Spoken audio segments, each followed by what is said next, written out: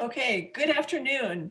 Welcome to each of you to Collegeville Connections, a new series of online events presented by the Collegeville Institute, located on the campus of St. John's University in Abbey in Collegeville, Minnesota. Collegeville Connections highlights the work of Collegeville Institute alums and friends from across the spectrum of the Collegeville Institute's programs. It provides an opportunity for new guests, program alums, and friends to stay connected to each other and to the Collegeville Institute. Most importantly, you'll learn a lot from our remarkable guests. Or today, you may learn, but you'll also be entertained and enlightened, hopefully.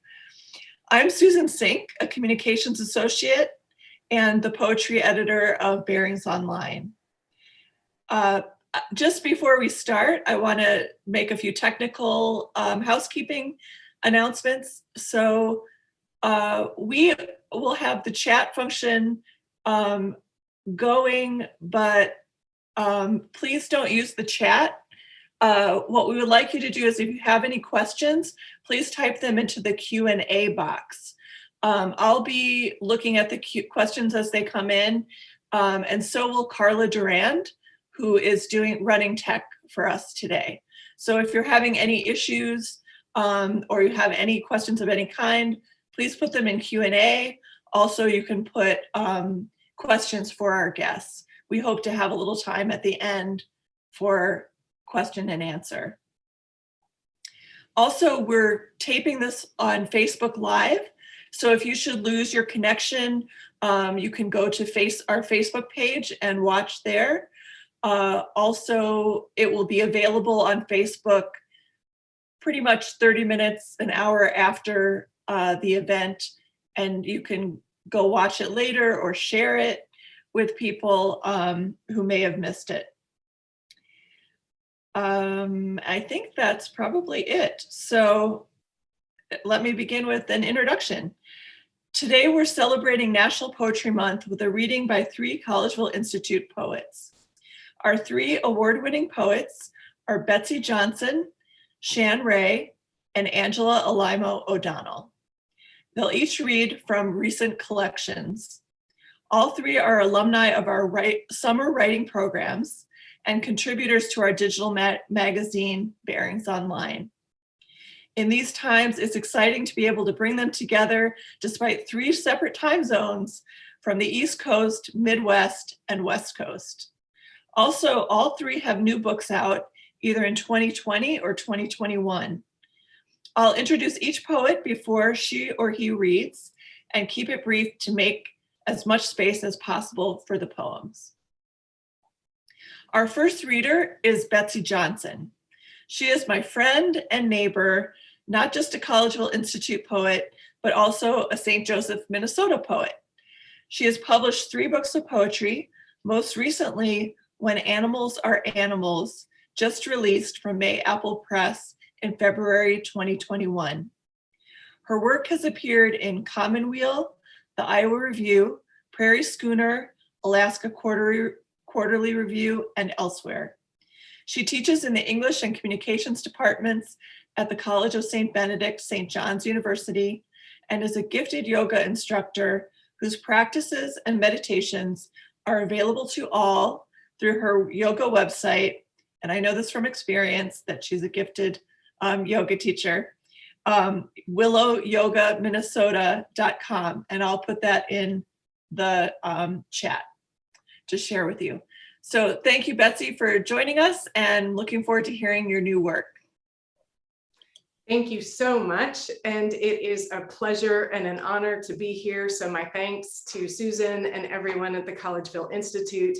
And it's an honor to be reading with my 2 esteemed guests today. So as Susan said, my book is When Animals Are Animals. And while these poems were written over a number of years, many of them were written in 2016, when the world sort of seemed to do its thing. And so the beginning of the book really kind of struggles with the state of our country, with what we were going through. And we've all been through some hard times, so I don't want to spend too much time there. But a long time ago, I heard a New Yorker poet or poetry editor talking about edit toward joy. And so we need to honor the struggle, but in this book, I really do try and edit toward joy and hope where I can find it. But I want to give you a sense of some of the early poems, and some of these things still ring true today. So I'll begin with a poem called Tar Days. The dog's ball never rolls under the couch. We fall, we don't break. This is not a myth. It will not work, undressing, bearing arms, daring branches. Stuck, only our eyes can follow. The dove a man shoots with his index finger, but only because his gun is in his truck. And the second poem is where the title of the book comes from. And I used to have chickens, and I always thought pecking order was just something, I don't know, not real, but it is definitely real. And so this deals with that idea, and it's called This Feels Prophetic. In my story, there's a dead chicken in the garbage can. The others pecked the beloved to death. Blood spatter on top of my coop. My friend's story is set in Paris. She was 7 and watching pigeons at the Eiffel Tower. The thin one had a hole in its neck from the others. Every seed it ate popped out of the hole. I hate it when animals are animals. And the next poem is called Prairietown Petroglyphs. I grew up in the southwest corner of Minnesota, and about 10 miles away from my hometown were the Jeffers petroglyphs, where Native Americans carved into this low red rock. And they've uncovered a bunch more petroglyphs. And by now, I think there are over 3,000 different images in these rocks. So it's called Prairietown Petroglyphs, and I visited them after a funeral when I went back home. The woman who lived next door to me as a child is settling in to her new place in the dirt. Her eyes made me drive all this way to say goodbye. I do not go straight home. I take a right. I am the only one to brave today's tempest on the prairie. The wind pushes at my back the way my father used to when we entered a room together.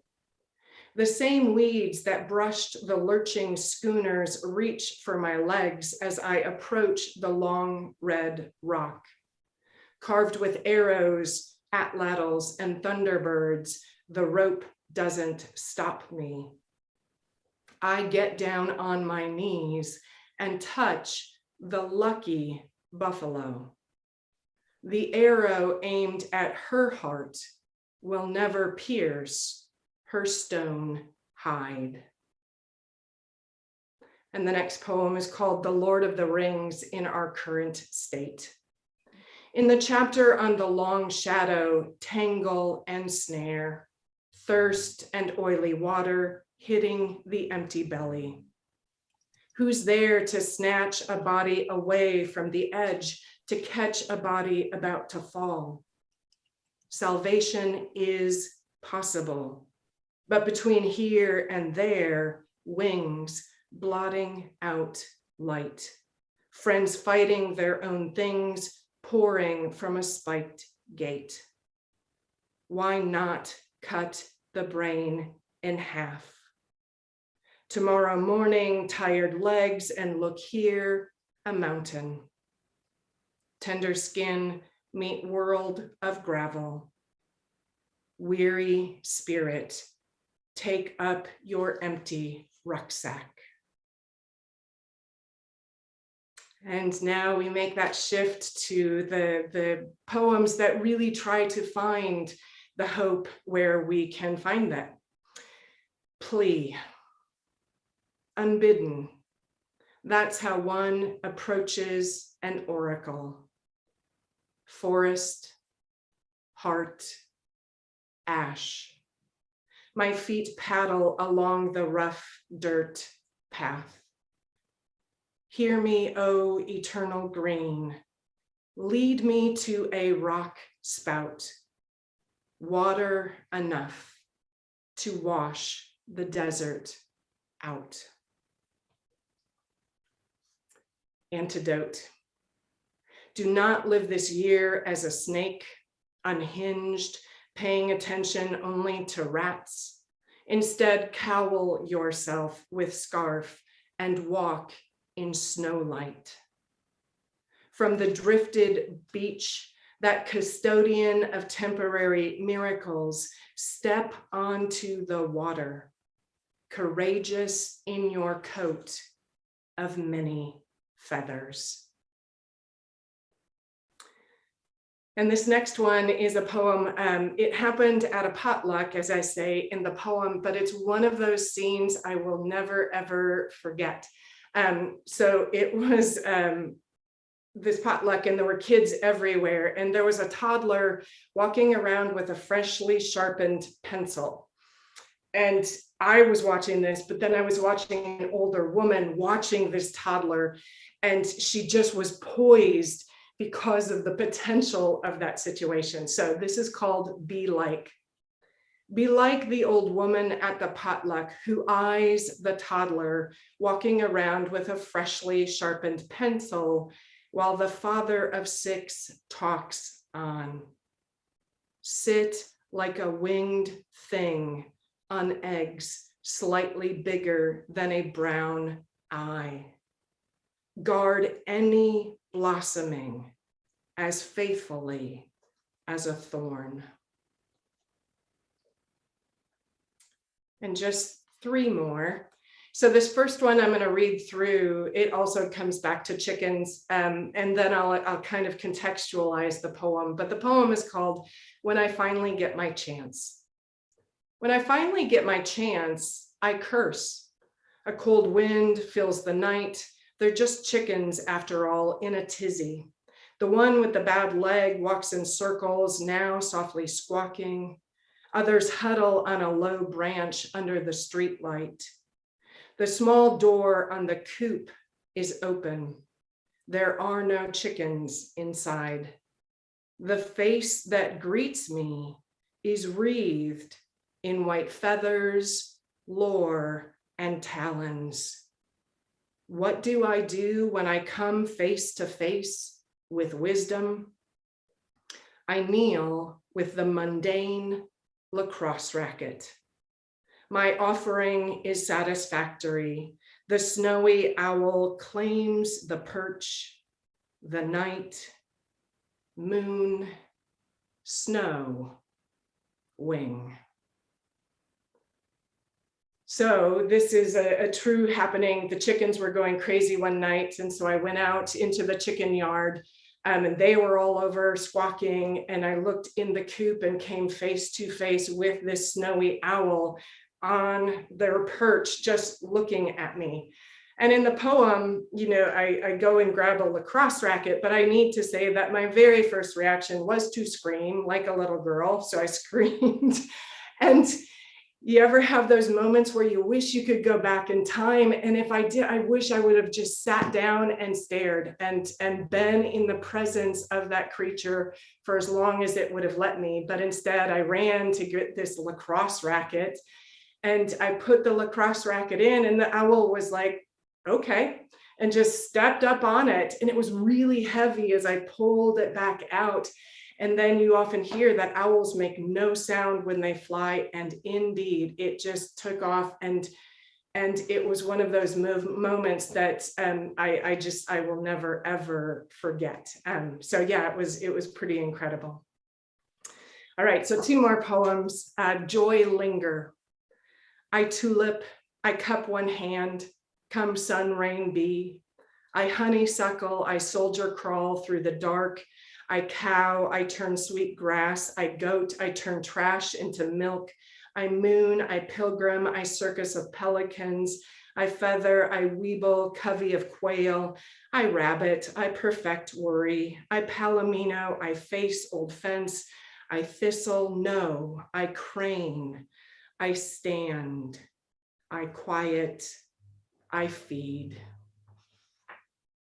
And then the last poem in the book is Consider the Cocklebur.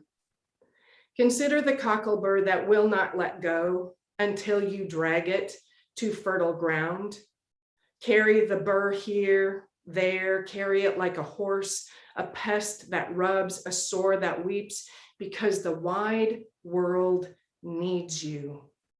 Do not drop and die in a puddle of petals. Hold on. Cling to bodies so tenacious in your drive to sow life that you annoy everyone you meet. Thank you.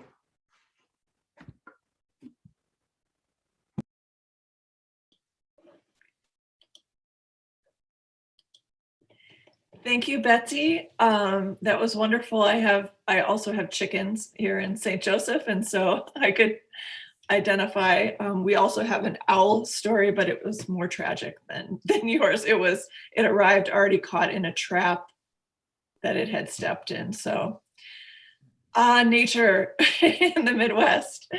I also appreciate those poems for the mixture of grief and hope and joy that I think is in the air right now. Our second reader is Shann Ray.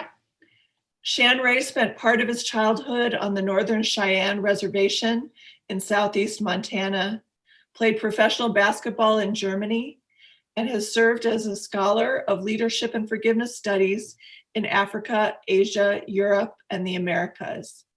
He has been granted fellowships from the NEA and Breadloaf Writers Conference and won the High Plains Book Award.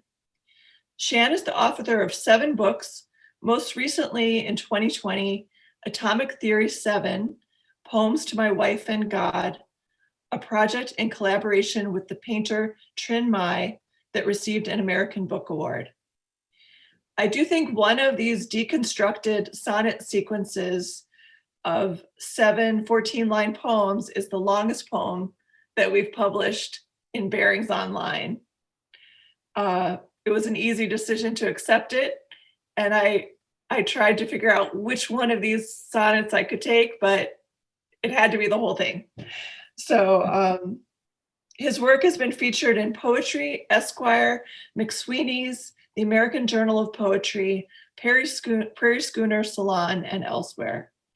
Shann lives in Spokane, Washington, and teaches at Gonzaga University, the current home of Minnesota basketball player Jalen Suggs, whose half-court shot at the buzzer we will be watching for the next decade. I mostly mention that because since he's a basketball player as well. I have yet to meet Shann in person, as he's attended our Whidbey Island workshops, which happened in the fall, but we've had wonderful correspondence about poetry and life.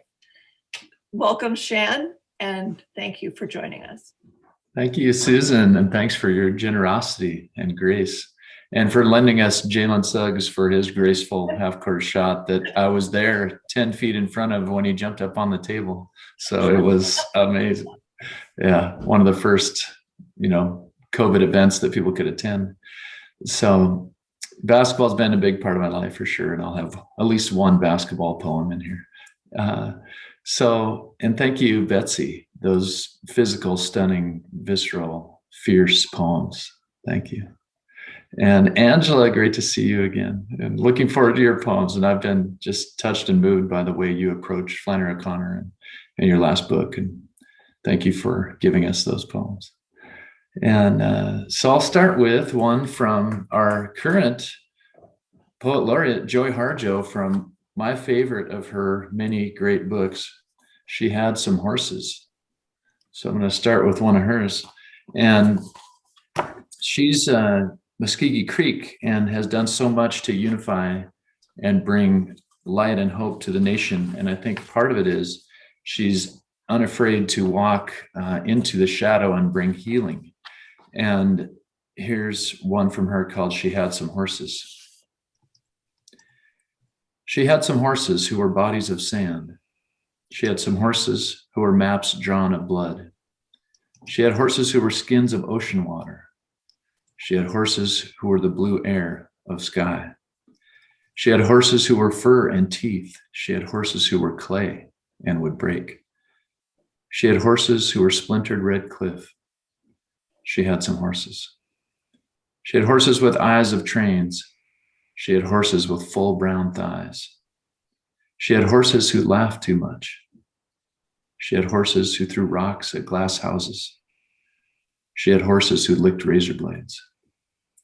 She had some horses. She had horses who danced in their mother's arms. She had horses who thought they were the sun and their bodies shone and burned like stars. She had horses who waltzed nightly on the moon. She had horses who were much too shy and kept quiet in stalls of their own making. She had some horses. She had horses who liked creek stomp dance songs. She had horses who cried in their beer. She had horses who spit at male queens who made them afraid of themselves.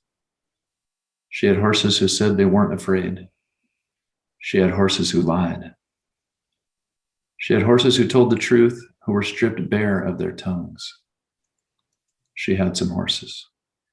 She had horses who called themselves horse. She had horses who called themselves spirit and kept their voices secret and to themselves.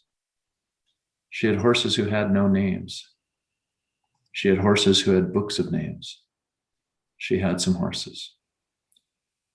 She had horses who whispered in the dark, who were afraid to speak. She had horses who screamed out of fear of the silence, who carried knives to protect themselves from ghosts. She had horses who waited for destruction. She had horses who waited for resurrection. She had some horses.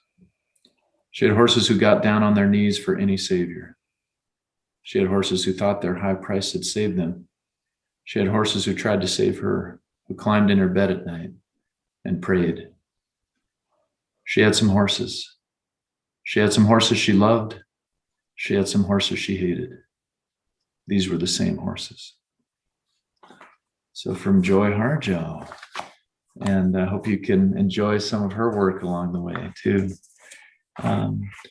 So many of the Native American nations currently are leading us as a nation, as an American nation, into greater reconciliation. And I think as we look back at much of our own history, we notice that there's been a genocidal tendency and ultimate violence throughout history and throughout all of our various nations and tribes and ways of being. And so it's something uncommon, something part of the deep mystery, something divine when others can lead us into reconciliation. And so one of those comes from the Northern Cheyenne, where the reservation where I grew up in Montana, southeast Montana. Another comes from the Nez Perce, and the Nez Perce suffered the Big Hole Massacre. And just to give people an example, currently the descendants of those who were massacred at the Big Hole in Montana meet with the descendants of those who committed the massacre and walk through the dawn carrying these lanterns, and then they meet together in a circle of reconciliation. And that happens yearly in Montana. So it's always good to sort of see some of these ways of being that others are leading us into. And that brings me down into the family, because I think of the family as, and our various types of families as the source, part of the source of where both love and hope reside, and also where devastation can happen. Here's a poem that just sort of came about when I was coming home one day, and I'll just go into it. So it's called Hesperus, after the evening star, or Venus. And so this is for Natalia, my daughter, who's now 25, but this was when she was 4 years old. My 4-year-old daughter handed me a card, "To Daddy" written on the front, and inside a rough field of 5-pointed lights, and the words, "You're my favorite daddy," in the stars. So the story behind that, there's more to the poem, but I come into the house, she's on the floor in the kitchen, and she's scribbling out this card, right? And it's just with crayons. So there's all these kind of gold stars inside it, and it has these words in it. You're my favorite daddy in the stars. The poem goes on. In this western night, we light the sky like Vega, Deneb, Altair, Alberio, the summer triangle, Cygnus the swan. Our hair tangled with wood and gravel, our eyes like vacant docks that beckon every boat. Tell me about the word stars, I said. Oh, she said, sorry, I didn't know how to spell world. So I always love that one from Natalia.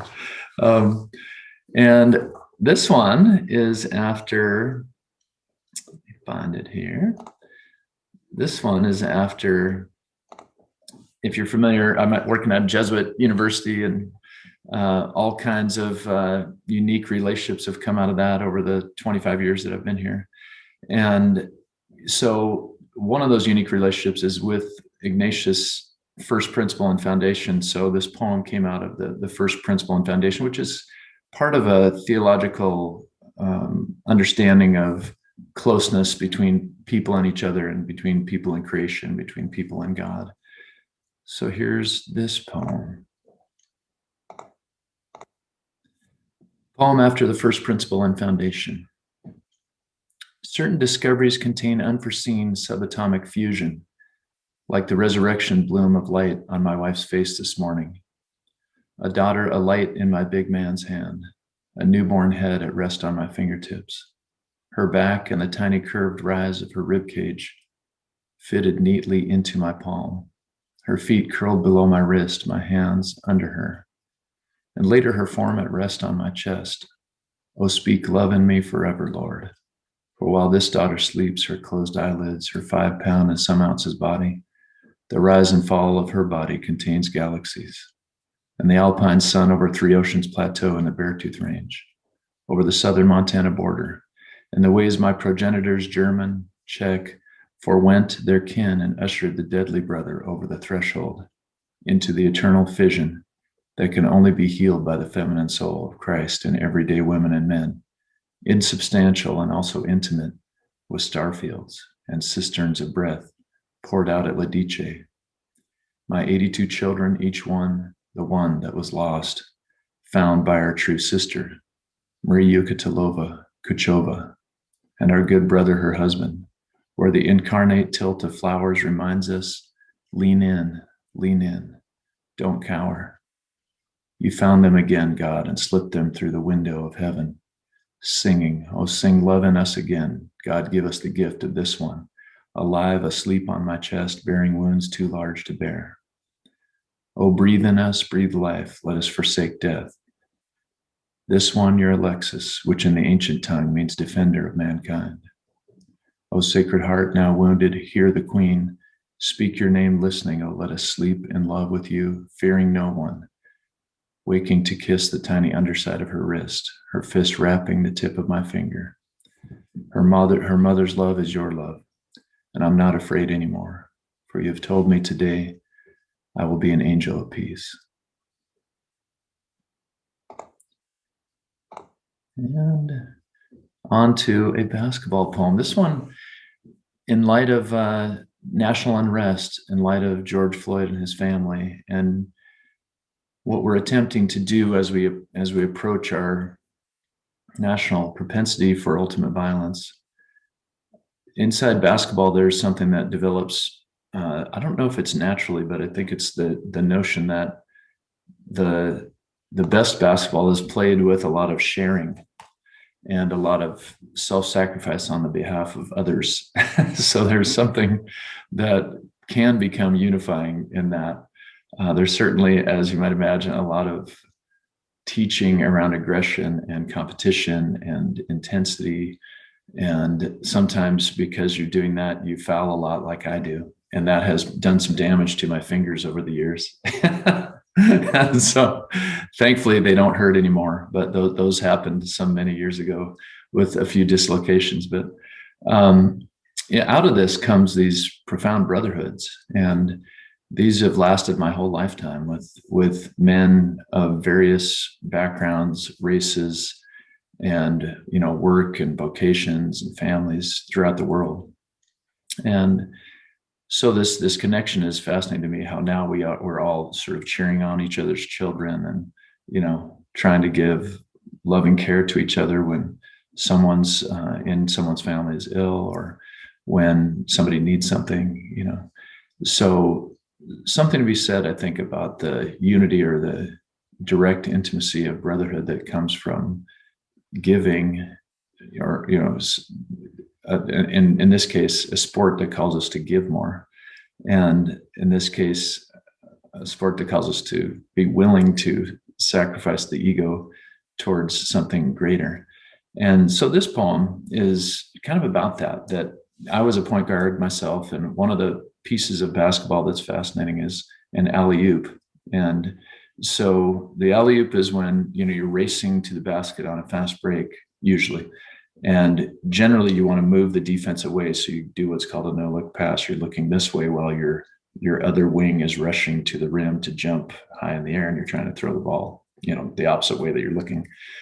So it's all a lot of ballet a little bit and chemistry, and then people that have a high vertical, you can throw the ball really high and they jump over everybody and then they dunk it.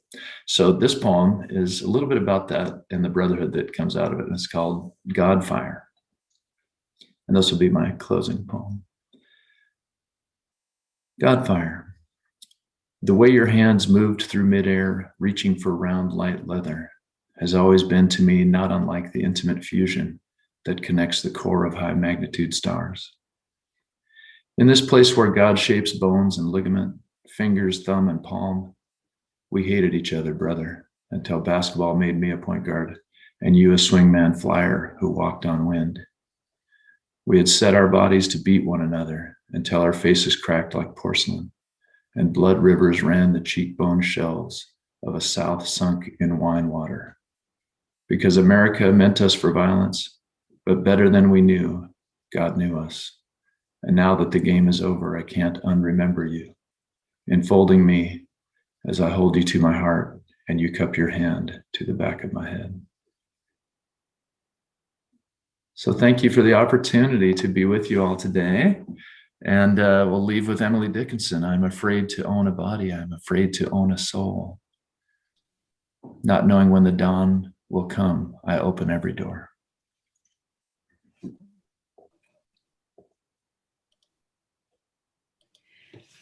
Thank you, Shann. That was wonderful. A far-reaching contribution. And I've seen a lot of basketball in my time, and I don't think of it often as a self-sacrificing sport. So that was really profound to hear and think about. Our final reader is Angela Alaimo O'Donnell. Angela is someone I'm proud to consider a colleague and a poet friend who has made generous contributions to Barings Online. When I needed a poem set in Collegeville, which we were considering running in our annual report, I knew to ask Angela. And she sent me maybe 10 sonnets that she'd written while she was in residence for summer workshops. She seems to wake up with a sonnet every day, and not just any sonnet, but a perfectly crafted rhyme sonnet with an elegant turn or couplet. She may have partially gotten to that place while writing Andalusian Hours, a collection of 101 sonnets written in the voice of Flannery O'Connor, relating moments from O'Connor's biography in all their wit and poignancy. Angela's scholarship on Flannery O'Connor includes a biography, Flannery O'Connor, Fiction Fired by Faith, published by Liturgical Press, that was awarded first prize for excellence in publishing from the Association of Catholic Publishers. Her new critical book on Flannery O'Connor, Radical Ambivalence, Race in Flannery O'Connor, was published by Fordham University Press in 2020. She's one of the scholars featured in the recent American Master's program, Flannery, which is currently streaming on PBS. And and which is a must-see. Angela is a professor, poet, and writer at Fordham University in New York City and serves as Associate Director of Fordham's Curran Center for American Catholic Studies. Her poetry publications include 2 chapbooks and 6 collections. She's published widely, and you can hear other things by her on YouTube. And she just is popping up more and more and more for me every time I look around. So including those 2 books, the book on race, and also which I had the pleasure of interviewing her about, and which has caused quite a stir in the larger world. And by being misquoted, misattributed, misused in a national publication in the New Yorker. And also just, Angela is both prolific and profound, which is a rare combination for poets. So welcome, Angela. Thank you. Thank you so much, Susan. Thank you for that very generous introduction, and thank you for your sympathy for my little book that started the big article and the big conversation last summer. And thank you for inviting me to read with Shann and with Betsy. What a pleasure this is, and on the middle of a Wednesday afternoon, and to be able to hear their work and to be able to bring my work into conversation with theirs. I had ideas about what I was going to read, but now I've changed my mind now that I've listened to Betsy and Shann, because I would like to read some poems that kind of are part of their territory as well. So yes, I would like to read a few poems from this book, Andalusian Hours, which I appreciate the summary that you gave, Susan. It is 101 poems, 101 sonnets in the voice of Flannery O'Connor. Because I've spent so many years reading Flannery and teaching Flannery, she was in my head all the time. And I was trying to figure out, how do I get this voice out of my head? And I realized if I write poems that are in her voice, it's kind of a way of exercising her, externalizing it, so she's just not always in there, and have arguments with her, have conversation with her. So I wrote one sonnet thinking, well, this is interesting. Maybe I can, just get this out of my system. But then I wrote a second sonnet, and then I wrote a third sonnet, and before you know it, I had 101. So, and they all, they're sort of like an autobiography in verse. They begin with O'Connor's young life, and then they take her to her unfortunate end. At the age of 39, she died of the complications of lupus. I'm sure many of our readers are familiar with the life of Flannery O'Connor, but just as a quick reminder, she was born in 1925. She died in 1964. Many of her writings were being done at the height of the civil rights movement, very heady times, as she was living in the rural South. And she is, one of the greatest writers of the 20th century, American or otherwise, Catholic or otherwise, and has just this remarkable combination of brilliance, wit, a wicked sense of humor, and a very sharp tongue. So it was a lot of fun to get out of my own head, because poets spend a lot of time in their own heads, and be in Flannery's for a while and try to speak and think the way that Flannery does. So I'll read a few of these poems that try to get across some of that wit. She did, as I mentioned earlier, suffer from lupus and was diagnosed at the age of 25, and that's what sent her back to rural Georgia to live with her mother. And she lived in exile there for the next 13 years of her life while she was doing her writing. And she often spoke about lupus and referred to it as the red wolf, as she does in this poem. This is the first poem of the book. It's called Flannery Rising. Waking early, I took the Georgia light as a sign from God of the wrecked world's end. The nimbus of sun bleached the barn white, hailed from the east like wandering saint, the bright one the abbot would most likely send out on a mission. That barn needed paint. The boards were rotting, the roof like to cave. It somehow escaped my mother's keen eye for spoil and squalor, all kinds of decay. Mine too. These soft bones dissolving inside my skin in a gunny sack race to be dust. The red wolf might lame me, but not my lust for this life, this world about to expire. I stand in the light. I welcome the fire. Because we've had a number of poems about chickens today, it's worth noting that Flannery, as a little girl growing up in Savannah, raised chickens. And she liked odd ones. She liked chickens that had mismatched eyes. She forever was looking for a chicken that had two heads. So she was really fascinated by the oddness and weirdness and the freakiness of animals and of human beings as well. And this poem is based on a little story that Flannery tells in her essay, The King of the Birds. When she was 5 years old, she said, "When I was 5, I had an experience that marked me for life. Pathé News sent a photographer from New York to Savannah to take a picture of a chicken of mine who had the distinction of being able to walk either forward or backward."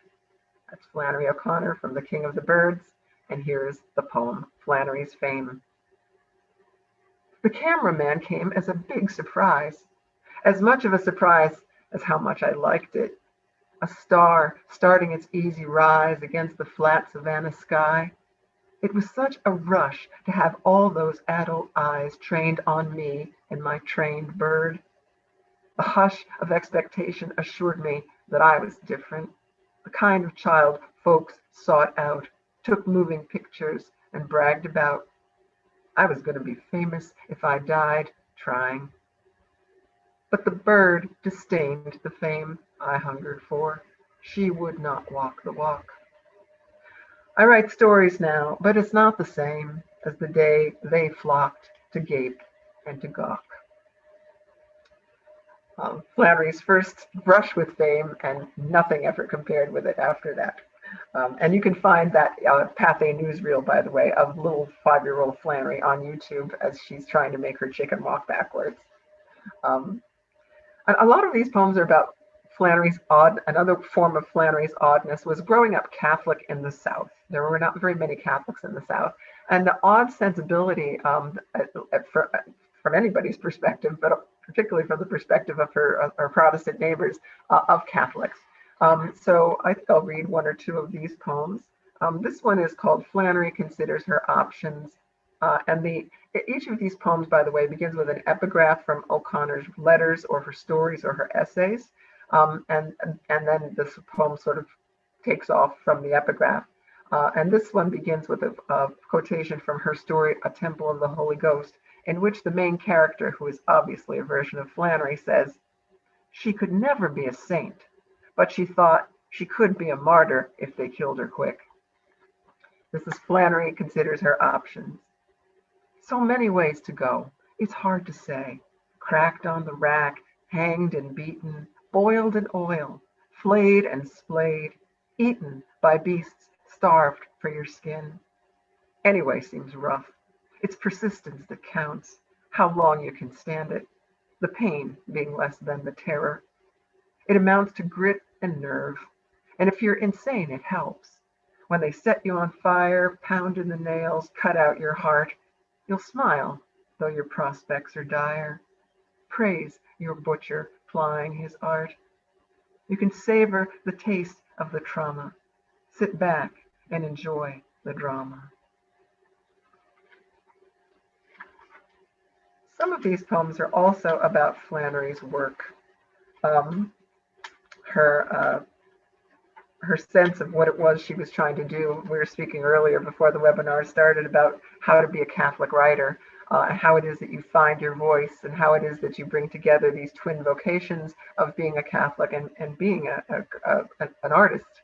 And she struggled with this throughout her life, and obviously found a way to do it in a way that pleased her. So a lot of these spend time talking about Flannery's attitudes towards her own art.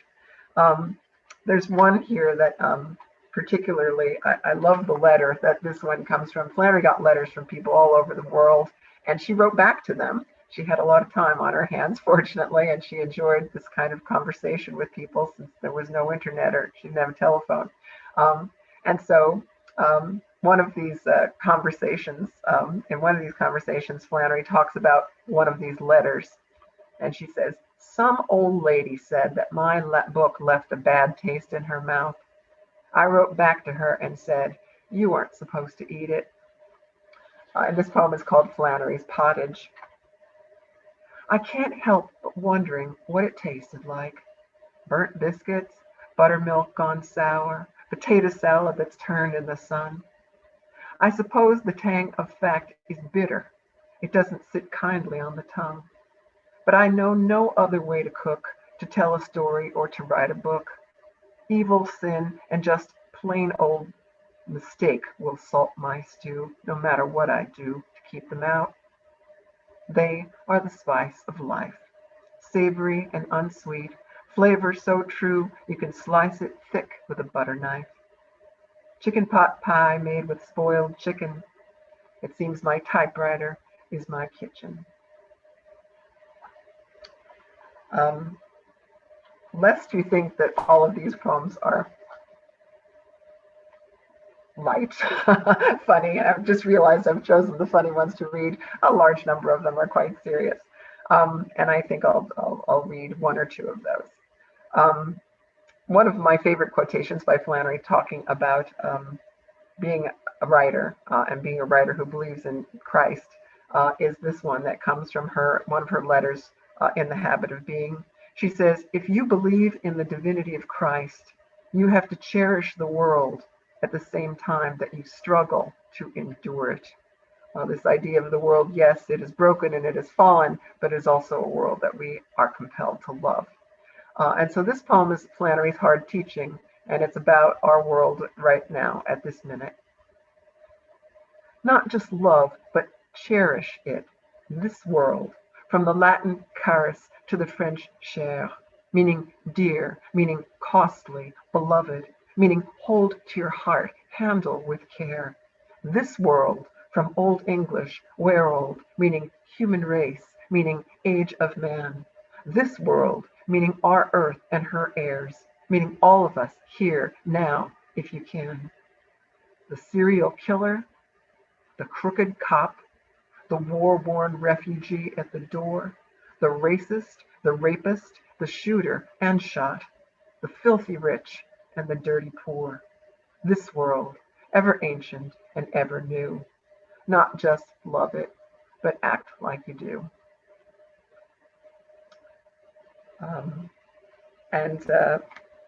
This is a poem that I'll read, which comes from, the quotation comes from Flannery's prayer journal. And she was very frustrated when she was a student at Iowa because she was surrounded by people who did not really believe what she believed. And she was afraid that she was going to lose her faith. So she wrote this whole series of letters to God. And in one of the last letters, she says to God, what I'm asking for is really very ridiculous. Oh Lord, I'm saying at present, I am a cheese. Make me a mystic immediately. This is called Flannery's prayer. Sometimes I tire of waiting for the transformation, the moment I move from milk product to holy hallelujah, halo on my head instead of rind, my smell suddenly sweet instead of sour, a rose growing amid the dairy farm of life.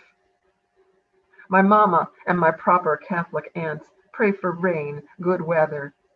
Won't they be surprised to learn what their odd daughter hankers for? Wisdom to light on me like a pet bird pecking its feed from my open hand.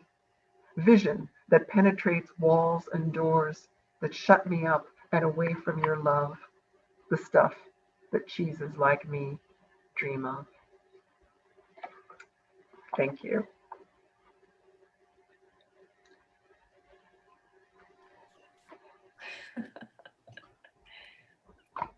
Let me get pinned. Okay. Oh, thank you so much, Angela. And thank you, all three of you. It's wonderful to hear. You know, people wonder, as a poetry editor, what I'm looking for, and this is probably the highest of high bars, these three, but I hear all the qualities that I love so much in poetry, particularly the sensual nature of it, the actual lived life of it, the details, the voice, very strong voice. And so I I just feel the need to say that, like, yeah, this is what I'm looking for. This is what I love. So thank you, all three of you, for being part of the Collegeville community and for joining us today. We do have a little bit of time. And the main question that we received was, how do you know when you need to write a poem about something? What causes something to move from experience into poem? And that's for everyone. So we could go in order, starting with Betsy. That's a great question. And it's funny because my kids, they would know, something would happen and they would turn to me and they're like, you're going to write a poem about this, aren't you? And so I can't pinpoint, but it was just when something happened, and it could be like a pop can rolling down a highway. It could be when I accidentally hit a raccoon with the car, whatever. So they just kind of knew Mom needs to write about this, and I'll have to think about what it is exactly that they were cueing into, but it's a great question. Mostly I think when the bigger than or the ununderstandable comes to bear, and I just need to meet it with words. So that's what I would say. That's wonderful. Yeah. Yeah, in my house, it's and I think it's probably from my mom and my grandma, but we have just a house of music. My wife is a vocal performer and did that in college, but also still performs professionally. And then all three girls are singers, dancers, and so there's all this music in the house all the time. And I think that there's sort of a practice. I was talking before we got on about this room right here was put together by my youngest daughter. She loves painting, so we have this shared studio that we took over from her sister's room when her sister went to college last year. So in any case, people sort of work on their art in the house a lot in this house. And mostly for me, it's late at night, 10 o'clock at night to about 1 a.m. And just because I didn't want personally in my own life to be away from the girls or Jennifer for the art. So I decided to sort of put these hours up there, 30 years ago. So it doesn't mean every night I'm doing that. It's more like a space of peace, or a space of a place where it can be engaged. And when I'm on a project, that is pretty consistent. But so I sort of know, okay, this or that, and it might be something like what Betsy talked about happened, and I might take a note of that, or maybe just getting to the chair, and usually again there's music involved, and then just staying there consistently. So yeah, absolutely. I agree with both of my colleagues here. It has to do with being grabbed a hold of by something, and not being able to resist it, really. You feel this something bubbling up in you, and that it's something that you need to deal with in language. Since that's our art, maybe we have other arts that we use, but obviously language is one of them. How do I address this thing that has happened to me, or that I've witnessed, and try to interrogate it. Try to understand exactly what it is that's happened, and why am I so disturbed by it, disturbed in a good way or in a bad way. I forgot, as I was reading, one of the poems that I was going to read was one of the poems a poem that Flannery, I write because of Flannery's attitudes, not her famous refusal to meet James Baldwin in Georgia. And a lot of people get very upset over that because they think, well, this is obviously a sign that she's a racist. When in reality, one of the things O'Connor is trying to do is protect her family, herself, and Baldwin, because you don't have, at the time when she's living, African Americans come to your house without there being serious consequences. This is Ku Klux Klan country. And so one of the poems deals with Flannery and James Baldwin, but I was very much aware as I was writing that poem that I was also writing about Arbery. I was also right. George Floyd had not been killed yet when I wrote that poem, but I was thinking about contemporary situations in which disasters have happened as a result of, well, as a result of a lot of things, but obviously this racial division that we have, and our inability as Americans and human beings to seem to be able to deal with it. So I think sometimes you kind of find an alternate way to offload things that are bothering you. You might not write directly about it, but then you find another way to get at it. And another thing I think that's interesting, I'm sorry, I've been talking with my students about this because they're all working on sonnet sequences right now. There's nothing that you can't write about.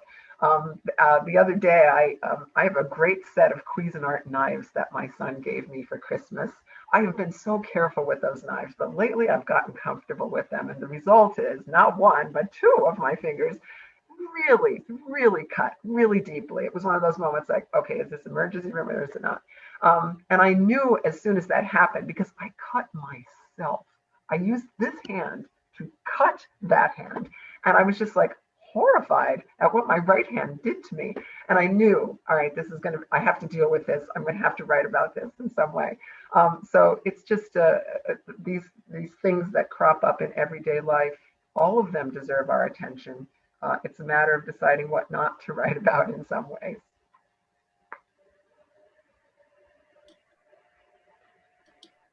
Thank you. Okay, well, we're at the end of our time pretty much. So again, I want to thank the poets and also thank everybody who has joined us online. We invite you to join us for future events. Please watch for event information and registration details on our website for upcoming Collegeville Connection presentations. Next Wednesday, April 28th, same time, noon to 1 Central Time, you'll have the opportunity to hear from St. John's University alum and former Collegeville Institute resident scholar, Eric Lecomte, who, as executive director of Jubilee USA Network, has led religious groups to win policies that alleviate poverty, address global conflict, and promote human rights. Next week, Executive Director Don Ottenhoff will be in conversation with Eric about how the biblical theme of Jubilee can apply to pandemic response worldwide. And just on a personal note, to hear that is what we're going to be doing next week. These Collegeville Connection events really do highlight the range of scholarship and artistic endeavor that goes on at the Collegeville Institute. And we're really delighted that we've found this platform for sharing that diversity and range. Thank you again for joining us, and we hope to see you again soon.